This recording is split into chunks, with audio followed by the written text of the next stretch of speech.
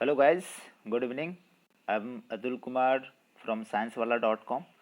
यहाँ पे बेटा टेंथ क्लासेस। चलो आपको मैं क्या करता हूँ कि इस जगह पे टेंथ क्लासेस की जो हेरिडिटी एंड एवोल्यूशंस की बात करते हैं। नाइन्थ चैप्टर है आपका ये बेटा। 11th जैसे 12th में जाओगे तो वहाँ पे भी पढ़ना है, थोड़ा सा डीप इनसाइड जा करके पढ़ना होता है, लेकिन बेसिकली आपको बेसिक चीज़ों को समझने के लिए आपको ये पढ़ना पड़ेगा। आप जैसे 12th में जाओगे तो आपको बहुत दिक्कत आएगी, इसलिए बेटा मैं कोशिश करता हूँ कि आपको पीछे वाला चीज़ों को रिकॉल करवाऊँ, ताकि 11 12th में जाने के बाद आपको परेशानी नहीं होगी। बहुत सारे बच्चे, और आपको ये पता है कि आपकी जो है आपकी एक चैनल है जो एलन बायोलॉजी क्लासेस के नाम से है, वहाँ पे मैं 11 12th वाले बच्चे को गाइड करता हूँ। और आपको ये वीडियो इसलिए प्रोवाइड करता हूँ कि आप बेसिकली सीख के आओ कुछ ना कुछ। बहुत सा ज़्यादा दिक्कत होता है आपको 12th में आकर के, 11th में आकर के बच्चे कुछ भी मतलब कि समझ नहीं पाते हैं। एक्चुअली बेसिक चीज़ों की कमी होती है, जो बेस है उसकी कमी होती है, कहीं ना कहीं बच्चे नहीं पढ़ के आते हैं। तो उस बच्चे को गाइड करने के लिए जो भी 11 12th में भी बच्चे हैं, तो वो भी थोड़ा थोड़ा सा इसको पढ़ना आप सीखो। जो बच्चे स्टेट बोर्ड से हैं, जो बच्चे आपका सीबीएसई से है, उनको भी दिक्कत जाती है। एक्चुअली आपको करना क्या है कि जो वीडियो मैं अपलोड कर रहा हूँ ना, बेसिकली आपको ये देखना है। ठीक है, चलिए। तो यहाँ पे चैप्टर हमारा 9th नंबर का है, 10th क्लास साइंस के बायोलॉजी का चैप्टर है हेरिडिटी एंड वेरिएशंस। तो यहाँ से मैं स्टार्ट करता हूँ। देखिए होता क्या है कि यहाँ पे आपको समझना क्या है, किस तरीके से समझना है। मैं एकदम बच्चे वाली जो है line to line word to word समझाने का कोशिश करता हूँ। ठीक है बेटा। तो word to word line to line समझाने का रीज़न है कि आप टर्मिनोलॉजी को भी नहीं समझ पाते, ये दिक्कत जाती है। ठीक है, तो इस दिक्कत को सॉर्ट आउट करने के लिए हमारे पास एक ही माध्यम है, जो एनसीईआरटी की बुक को मैं line to line word to word आपको समझा दूँ। ठीक है, चलिए। यहाँ पे आपसे बात करा जा रहा है कि बेटा हेरिडिटी और इवोल्यूशंस। तो इवोल्यूशंस तो बाद में पढ़ेंगे, सबसे पहले तो जानेंगे हेरिडिटी होती क्या है। तो इसमें चैप्टर का नाम है बेटा जेनेटिक्स। आप चैप्टर कौन सा पढ़ रहे हो? जेनेटिक्स पढ़ रहे हो, मतलब आनुवांशिकता को पढ़ रहे हो। ये जेनेटिक्स क्या है? जेनेटिक्स बायोलॉजी की वह ब्रांच है जिसमें हम हेरिडिटी एंड वेरिएशंस के बारे में पढ़ते हैं। तो सबसे पहले आपको हेरिडिटी भी जानना होता है। तो जो पेरेंटल कैरेक्टर ट्रांसमिट होता है from parents to offspring, parents to progeny, तो उसे क्या बोलते हैं बेटा? उसे बोलते हैं हेरिडिटी। और ये जिस प्रोसेस के जरिए होता है उसको बोलते हैं आप वेरिएशन। तो समझा करिए। तो अब आपको जहन में आता होगा कि बेटा हम आपके जहन में आता होगा कि वेरिएशन होता क्या है। जैसे मान लो कि हम अपने माँ बाप की 4 संतान है। ठीक है, तो क्या चारों आप एक जैसे होते? बिल्कुल एग्जैक्टली नहीं होते। ठीक है ना? क्यों नहीं होते हैं? इसका रीज़न है कि बहुत सारा जब गैमीटोजेनेसिस होता है ना, तो उस समय में क्रॉसिंग ओवर होती है, तो बहुत सारा क्रोमोजोम का जो सेगमेंट है ना, वो इंटरचेंज होता है, एक दूसरे पे जाते हैं। तो इस कंडीशन में जेनेटिक थोड़ा सा क्या होता है, वेरिएशन होता है। वेरिएशन की वजह से उसमें इवोल्यूशन होता है, तो कुछ ना कुछ चेंजिंग होता है। हम अपने पेरेंट्स से भी अलग होते हैं, और अपने सिबलिंग बोले तो भाई बहन से भी अलग होते हैं। तो ये मियोसिस के दौरान क्रॉसिंग ओवर होता है, मतलब मियोसिस होती है गैमीटोजेनेसिस के दौरान। तो उस दौरान आपका क्या होता है, वेरिएशन आता है। और वेरिएशन हम सब में, पेरेंट्स टू प्रोजेनी और प्रोजेनी टू प्रोजेनी में वेरिएशन आती है। बच्चे भाई बहन आपस में अलग अलग दिखते, और वो मतलब कि पेरेंट से, मदर फादर से भी अलग अलग दिखता है। तो उसी को मैं डिस्कस करता हूँ। कहा जाता है कि बेटा जब सेक्सुअल में ये सारे के सारे क्राइटेरिया होते हैं, लेकिन असेक्सुअल के कंडीशन में क्या होता है कि उसके असेक्सुअल मतलब कि सेक्स ऑर्गन पार्टिसिपेट नहीं करता है। इसका मतलब है कि वो क्या होता है कि जो हम गैमीट की बात करते हैं, जहाँ पे क्रॉसिंग ओवर के दौरान, मियोसिस के दौरान क्रॉसिंग ओवर होती है, कुछ जेनेटिक वेरिएबिलिटी आती है जिसकी वजह से वेरिएशन आता है, मतलब जेनेटिक रिकम्बिनेशन आता है जिसकी वजह से वेरिएशन होता है। तो वो चीज़ों असेक्सुअल रिप्रोडक्शन में नहीं होने वाला है। चलो मैं फिर से यहाँ से याद दिलाता हूँ। We have seen that reproductive process gives rise to the new individuals with the similar with that are similar, but कह रहा है कि यहाँ पे सबटिली डिफरेंट, कुछ ना कुछ जो है तीव्र क्षणिक छोटा सा डिफरेंस होता है। सबटिली बोले तो छोटा सा डिफरेंसेस होते हैं। We have discuss some amount of variation produced even during the asexual reproduction, मतलब अलैंगिक जनन में, and the number of successfully variations are maximised by the process of the sexual reproduction. बिल्कुल बेटा, जैसे मान लो असेक्सुअल रिप्रोडक्शन की बात करते हैं तो आपका बॉडी पार्ट्स मतलब आप में नहीं होता, मतलब कि प्लांट के कंडीशन में है, बैक्टीरिया में है, ठीक है ना। तो बैक्टीरिया क्या होता है, एक से टूट करके दो टुकड़े बन गए, तो एक ही सेल का बैक्टीरिया होता है, तो वो दो टुकड़ों में जो टूटा, जैसे मान लो कि ये बैक्टीरिया है, ये दो टुकड़ों में क्या हो जाएगा, टूट जाएगा।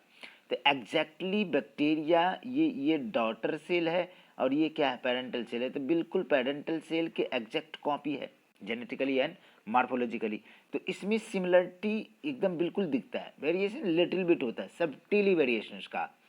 लेकिन जब सेक्सुअल रिप्रोडक्शन की बात करेंगे तो वही बच्चे देते, बट वहाँ पे गैमीट पहले बनता है, गैमीट में जेनेटिक वेरिएबिलिटी आती है, क्रॉसिंग ओवर होता है, वहाँ पे बहुत सारा जो है चेंजिंग आता है।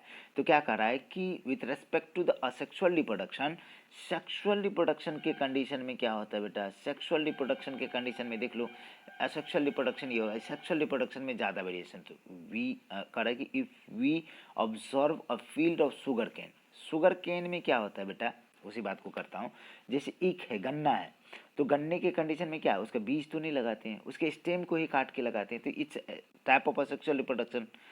कह रहा है कि we find very little variations among the individual plant, जो हम एक गन्ने के प्लांट को काट करके उसको उसके उसके स्टेम को हम क्या करते हैं, मिट्टी के अंदर लगाते हैं, उसके खेत जब होते हैं, पेड़ जो बनता है, तो उसमें बच्चा जो होता है उसमें बहुत कम डिफरेंसेस दिखता है।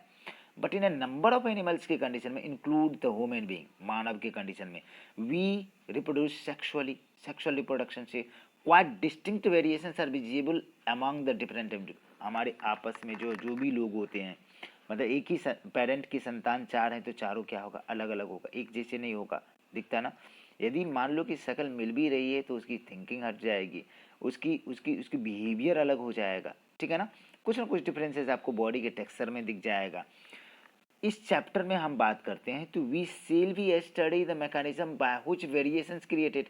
इस चैप्टर में उस चीज़ों को पढ़ते हैं जो वेरिएशन कैसे क्रिएट होता है और ये किस तरीके से एक से दूसरे में जाता है, इनहेरिट होता है। क्रिएट कैसे होगा मतलब कि बनेगा कैसे, और ये क्या इनहेरिट कैसे करेगा, उसकी बात करेंगे। तो बेटा बिल्कुल यहाँ पे हमको दिमाग में रखना पड़ेगा कि यहाँ पे देखिए, long term sequences of the accumulations of the variation are also interesting point to consider, मतलब बहुत ही लंबे समय में ये वेरिएशन जमा होता है और जा करके रिफ्लेक्ट होता है नेक्स्ट जनरेशन में। We shall we study in this chapter evolutions, evolutions में जा करके हम उसको पढ़ने वाले हैं। चलिए यहाँ पे बेटा एक्यूमुलेशन ऑफ वेरिएशंस की बात करते हैं। तो चलो आपको एक छोटा सा डिफरेंसेस दिया है यहाँ पे, मैं इसको समझाता हूँ। देखिए ये बातें कर रहे हैं कि भैया आपको ये बातें कर रहे हैं कि ये देखिए क्या कंडीशन है कि यहाँ पे एक हमारा पेरेंट है, ठीक है ना, कोई मान लो कुछ भी है, तो इसके दो बच्चे हुए, चलो कलर चेंज करता हूँ, इसके दो बच्चे हुए, ठीक है ना, इसके दो बच्चे हुए, एक ये और एक ये। तो यहाँ पे देखिए इसका जो है ये वाला पार्ट वेरिएशन है, ये वाला पार्ट एग्जैक्टली पेरेंट के जैसा है, तो कुछ ना कुछ वेरिएशन इसमें आया।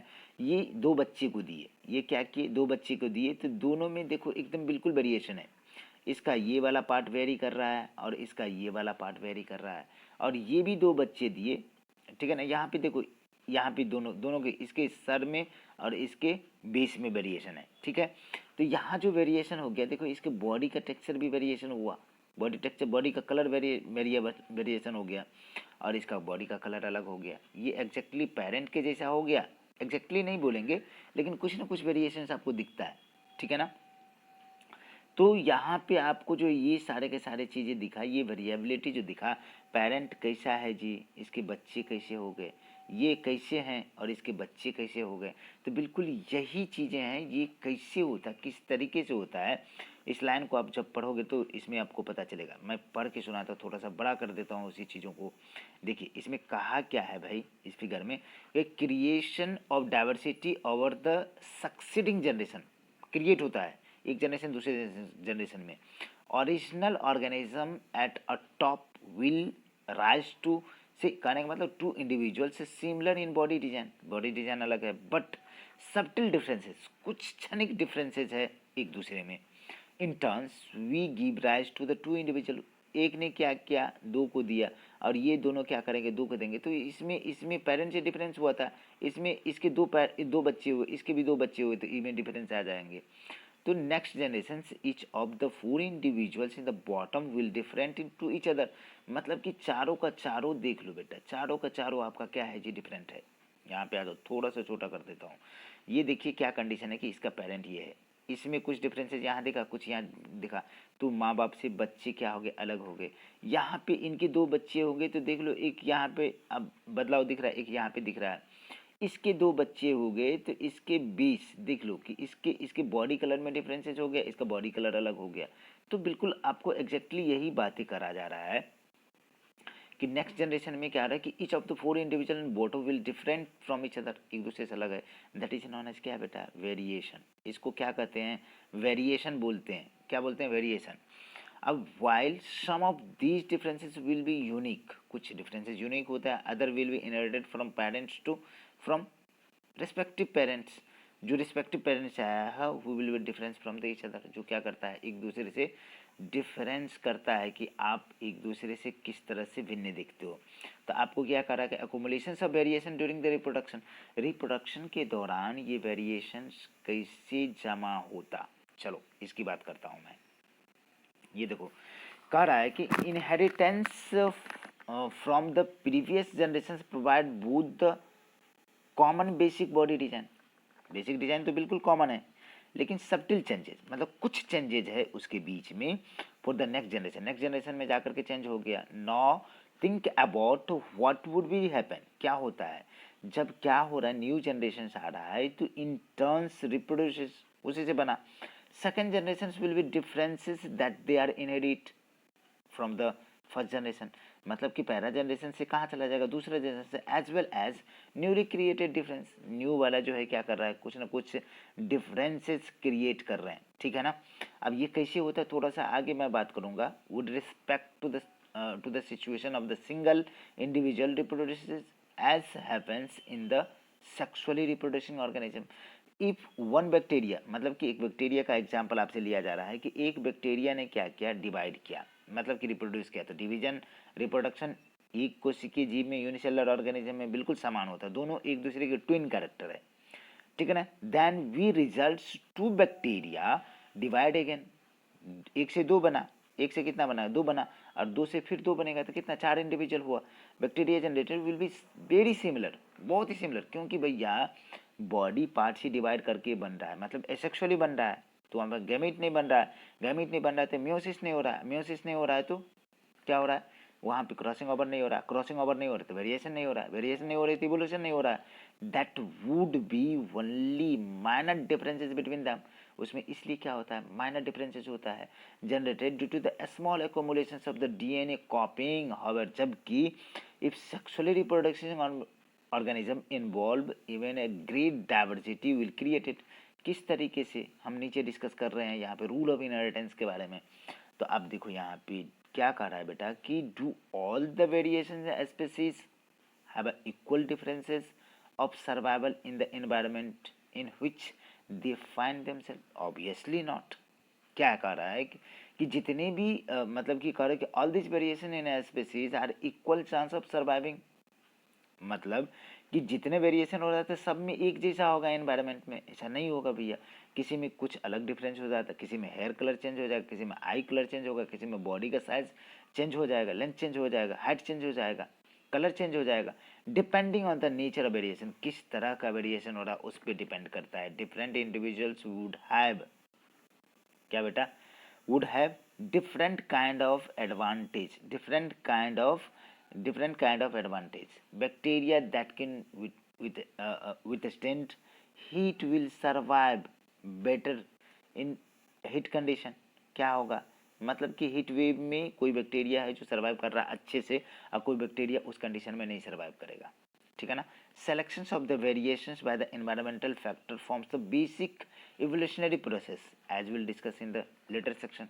यहाँ पे देखो बेटा कह रहा है क्या कि 2 ट्रेड आपसे क्वेश्चन पूछा गया है कि 2 ट्रेड लिया, ट्रेड ए में 10% का पॉपुलेशन में क्या हो रहा है, एसेक्सुअली रिप्रोडक्शन के द्वारा क्या हो रहा है, वेरिएशन आ रहा है, और ट्रेड बी में कितना 60% आ रहा है, सेम पॉपुलेशन की कंडीशन।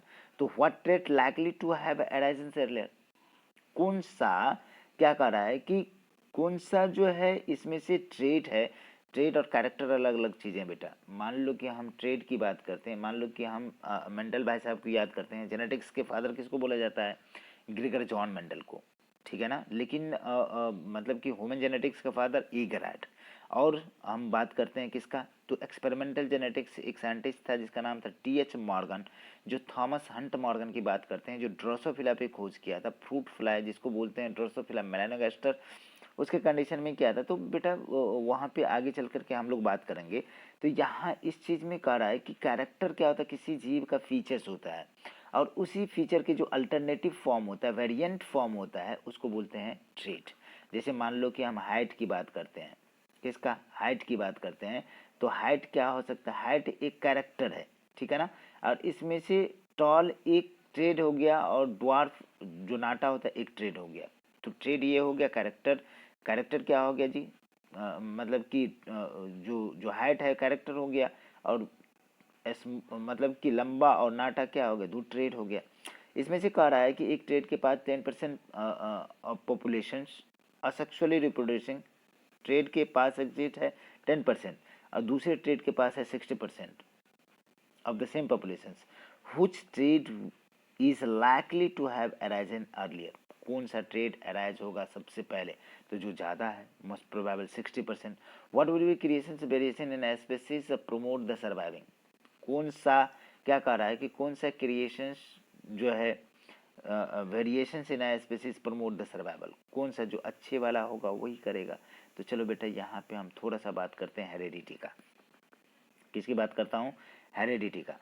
तो हेरेडिटी कहने का मतलब होता है कि transmission of character from parents to progeny is known as क्या? हेरेडिटी आ जाएगा।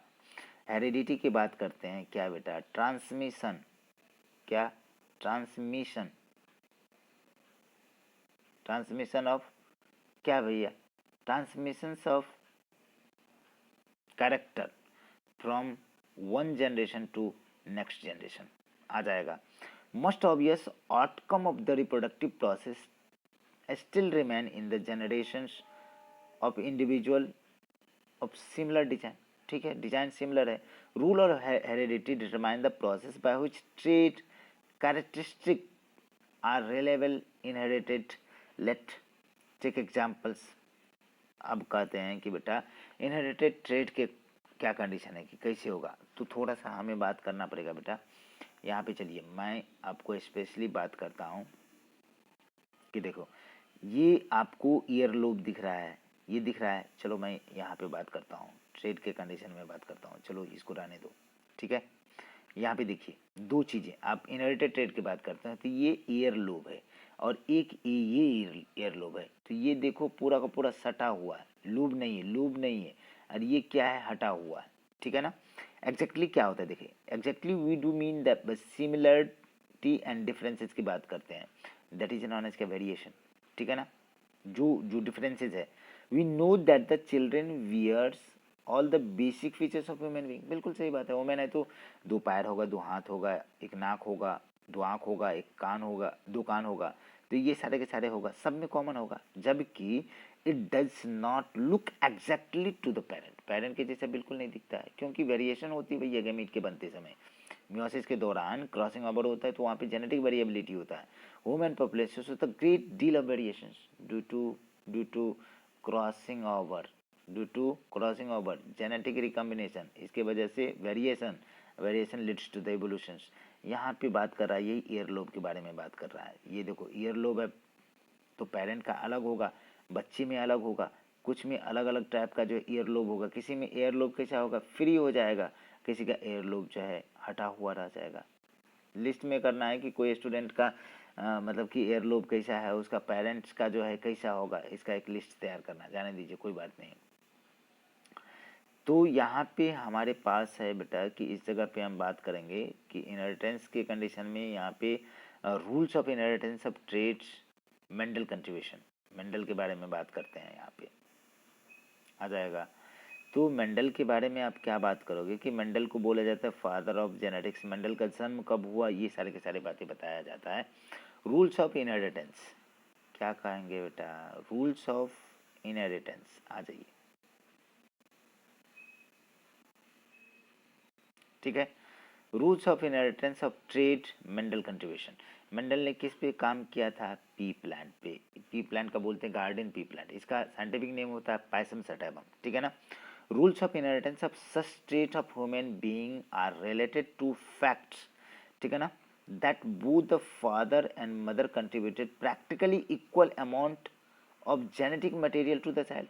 मतलब इक्वली, जैसे मान लो कि ये एग है बेटा और इधर क्या है, स्पर्म है, तो एग में कितना, स्पर्म में कितना जी, स्पर्म में जो है हैप्लॉइड होता है, तो कितना है इसमें 23 क्रोमोजोम, और एग में कितना जी, ये भी हैप्लॉइड होता है, तो इसमें 23 क्रोमोजोम, दोनों मिला तो क्या बना दिया, जायगोट बना दिया। जायगोट में कितना, एन और एन कितना हो गया 2n, और 23 23 कितना हो गया 46, ठीक है ना। तो आधा क्रोमोजोम मदर से आया है, अरे फादर से आया है, ये फादर वाला है स्पर्म, ये क्या है मदर वाला है, आधा क्रोमोजोम यहाँ से, तो दोनों को दोनों कंट्रीब्यूशन तो इक्वल है। कुछ समझ में आ रहा है, दोनों का कंट्रीब्यूशन क्या है, इक्वल है। तो हमने बात किया कि बेटा इस जगह पे आपको बात करना पड़ेगा कि both contributed practically equal amount of genetic material to the children, gender को इक्वल अमाउंट देता है। This means that the each trait can be influence by both, paternal बोले तो पिता, मैटरनल बोले तो माता, दोनों के दोनों डीएनए का। थस इस trait there will be two variations in each cell, समझ में आ रहा है, दोनों में अलग अलग वेरिएशन जाएगा। What will be then trait seen in the children to be, अलग अलग तरह से मेंडल के कंडीशन में बोला जाता है। आप देखिए उसके बारे में बताया गया है कि वह ऑस्ट्रिया के एक मॉन्क थे, फादर थे किसी चर्च का, ठीक है ना। 22 जुलाई 1822 को जन्म हुआ, 84 में बेचारे निपट गए, मर गए। Walk out the main rules of the such inheritance, it interesting in book some experiment, ठीक है ना, मोर देन द, ठीक है ना, सेंचुरी है वो, मतलब कि ये सदियों पुराना बातें हैं। ये देखो थोड़ा सा बायोग्राफी दिया हुआ है मेंडल भाई साहब के बारे में, तो यहाँ पे देख लीजिए इसका क्राइटेरिया क्या है, मेंडल ने क्या क्या कहा, किस तरीके से कहा, और कितने ईस्वी में इसकी जन्म हुई, ठीक है ना, कब मर गए, ठीक है। यहाँ पे चलो थोड़ा सा मेंडल भाई साहब को अब श्रद्धांजलि दो। ग्रेगर जॉन मेंडल 1822, ठीक है ना, 1884 में मर गया। मेंडल जो है एजुकेट हुआ, मतलब एजुकेशन स्टार्ट किया मोनेस्ट्री, मतलब किसी मठ से, किसी चर्च से। Went to the study of science and mathematics in university of Vienna, Vienna university चले गए। वहाँ पे बेचारे साइंस मतलब कि टीचर ट्रेनिंग में बेचारे फेल कर गए। ही सिल्स फॉर द साइंटिफिक क्वेस्ट, मतलब कि उनको साइंटिफिक सर्च के लिए करना था बातें। We went to the back to the monastery, फिर से मठ में आ गए, फिर से चर्च में आ गए, स्टार्ट कर दिए पी प्लांट को उगाना।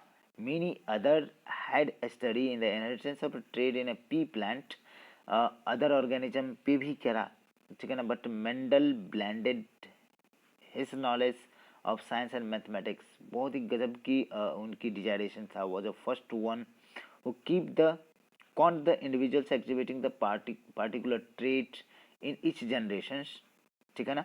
this help them to survive at all, arrive to all law of inheritance। तो यहाँ पे मेंडल भाई साहब ने कोशिश किया क्या, मैथमेटिकल लॉजिक्स और एस्थेटिक्स को, मैथमेटिकल एस्थेटिक्स को देने का कोशिश किया। तो इसमें चलिए अब मेंडल्स के लॉ हम पढ़ेंगे। मेंडल के 3 लॉ होते हैं बेटा। मेंडल के कितने लॉ हैं, 3 लॉस हैं। कौन कौन सा, law of dominance, law of segregation and law of independent assortment.